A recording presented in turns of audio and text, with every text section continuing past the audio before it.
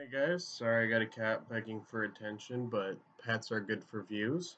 So, on to the Hurricanes game. Obviously, last night after the game, I gave some quick thoughts. I want to be more in depth, but the game was how many periods? Geez, I think six, maybe seven.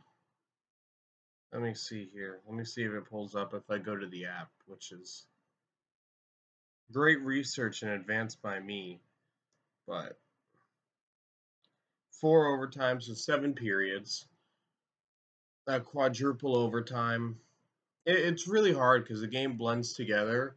I will say the main thing I noticed this series is going to be won or lost by the battles along the boards. It's going to be a grinding series because that's how both these teams play. They work on capitalizing on turnovers and chasing the other team with the puck very effectively. That's how both these teams play. Unless one of them, which right now would be Carolina's turn to make an adjustment, that's going to be how this series is played. When Carolina was winning battles along the boards, Florida scored. When Florida was winning battles along the boards, Florida scored. I meant the opposite. When Carolina was winning battles on the boards, they scored. When Florida was winning battles along the boards, they scored. Or at least getting scoring chances because Bobrovsky played absolutely phenomenal. Another thing we're going to have to worry about solving Sergei Bobrovsky. And every year, Carolina, for the past 3 years for Carolina, they've run into the hottest goalie in the playoffs. They cannot catch a break with these goalies. Vasilevsky, so I don't think it was Tuca. I believe it might have actually been Swayman in 2019. He wasn't the hottest goalie in the NHL, so that year doesn't count. 2020, I don't believe he was either. Boston just kind of beat Carolina because it was round one. Then in the Central Division year, they ran into Vasilevsky, best goalie in my lifetime since Patrick Waugh, best goalie since I've been watching hockey. I'll say that they ran into Vasilevsky in his prime Vasilevsky. The year after that, after Vasilevsky, it was it who did we lose to in was that the Rangers year? Yeah, the bubbles, but yeah, the Rangers. It was Shesterkin, and now it's Bobrovsky having a career run so far, making 62 saves. But Carolina was able to score on the power play, which big ups. Shocking that I'm having to say this. Carolina needs to figure out how to beat Bobrovsky 5-on-5, but the power play is going. That's awesome. Now, if we can just combine the two with these 8 wins we have left, there we go. That being said, I'm not mad at the team. I think both teams should be proud of their performance, win or lose. They came in, they grinded for over 2 games to get this win. Florida came out on top. Game could have gone either way. Bobrovsky, like on the power play, again, Carolina almost scored 3 goals on the power play, but Bobrovsky not read a shot through a screen. He read a pass through a screen and able to read the play correctly and get in there in time. Absolutely amazing save by the goaltender. I thought Carolina had that game won in overtime. I believe it was the fourth overtime too. But yeah, I mean, they just kind of grinded. The main thing is we figured out what the series is going to be like. I think Carolina can win this, but that's a very hard emotional loss. If anyone can get them out of it right now, it is Rod Brindamore. As for players, Brady Shea and Brett Pesce need to figure out what they need to work on for this Florida team and how to, I don't want to say how to play defense, and it honestly might have just been they had a weak night, but they were turning the puck over a lot and getting outplayed a lot this game. It's not a cause for concern. Everyone has bad games. They weren't clicking. That happens. But just for tonight, I mean, even I think they got demoted to the third pair. Chatfield and Gostisbehere, who both had amazing games. Slavin and Burns. Burns is a freaking animal. I've said it before. I'll say it again. I love the way Brent Burns plays hockey. I think Brent Burns should get an A pretty soon, be named alternate captain. I think he's jumped Svechnikov for being the player I think should get that next one just because of how much he dominates the play. He's a veteran, and, he plays like he's 20 and he's 37. And I think people pulled up. I'm kind of glad I didn't be able to get the Sirkin review out of the way because I heard more statistics that put it into perspectives because I don't remember games as well when I'm at the game versus watching it on TV. There's something just different about the way you watch hockey games live because it's just such a great experience. And this was a great experience to go to. I loved every second of it. I just wish the Canes won. But he had, I think, no, it was Slavin who skated 9 miles, and Brent Burns at 37 played 55 minutes of hockey. Ridiculous on both ends. That defensive pair, I'd put that against anyone in the league. So just amazing standout performances by them. Really, the only thing is to do is compliment the players.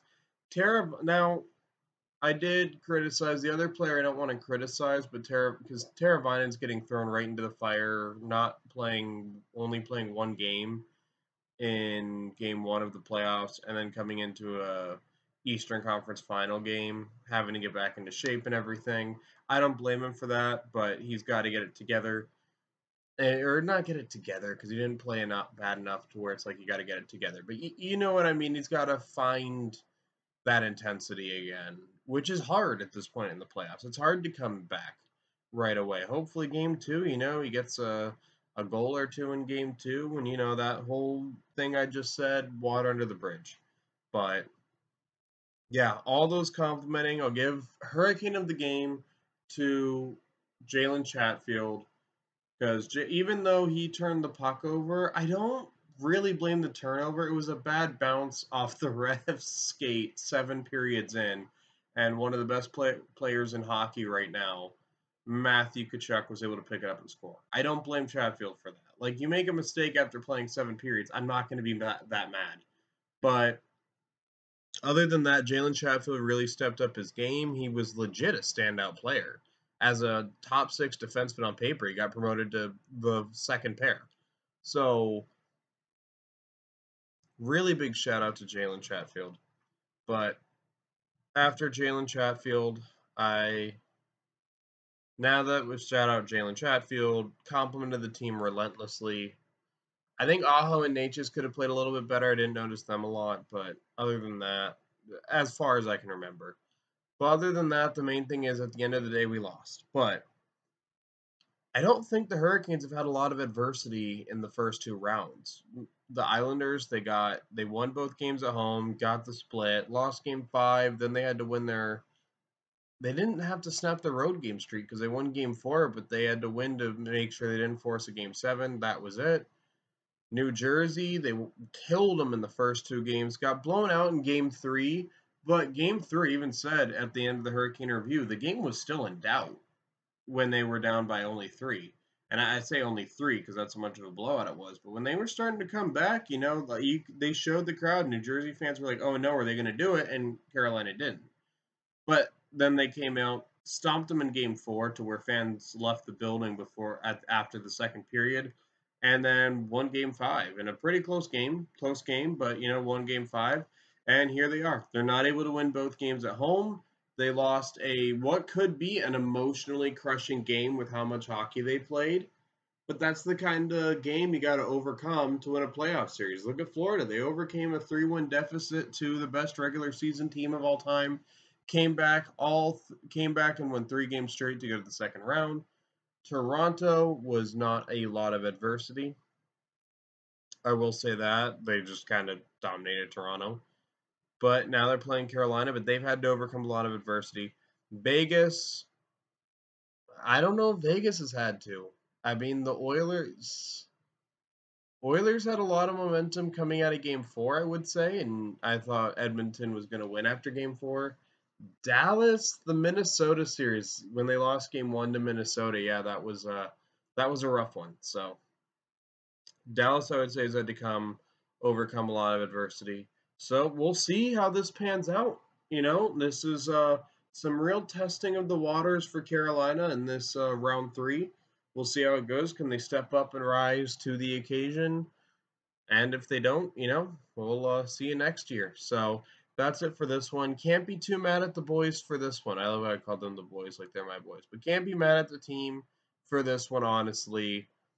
They gave it their all. The effort was there. How am I going to be mad when they played over 2 games in one night? I'm just not going to be. So, but game 2, game 3, game 4, I would say game 2 is going to be a must win. Game 2 is absolutely a must win, and then you at least I would say game 3 is not a must win, but you want to get the split, and it's easier to get the split in game 3 than game 4, in my opinion. So yeah, Carolina needs to win game 2, get the split, and then it's the best of 3. And if they win both games in Florida, great. But game 2 comes first. Let's win game 2. See you guys then.